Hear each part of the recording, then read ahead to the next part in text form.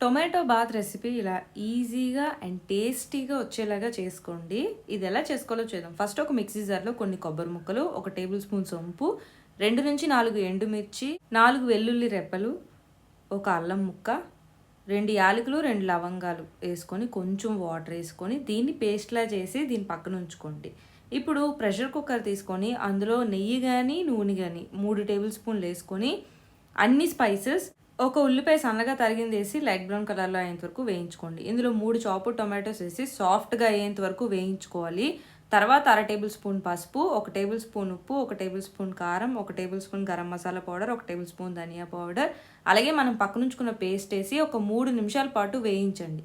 ఇందులో కొత్తిమీర, పుదీనా ఆకులు, 3 కప్పుల రైస్ నేను వాష్ చేసింది వేసుకొని 6 కప్పుల నీళ్లు మీకు సరిపడా ఉప్పేసి బాగా మిక్స్ చేసి ప్రెషర్ కుక్కర్ పెట్టుకోండి. 3 విజిల్స్ వచ్చేంత వరకు వెయిట్ చేసి టొమాటో బాత్ రెసిపీని రైతాతో ఎంజాయ్ చేయండి.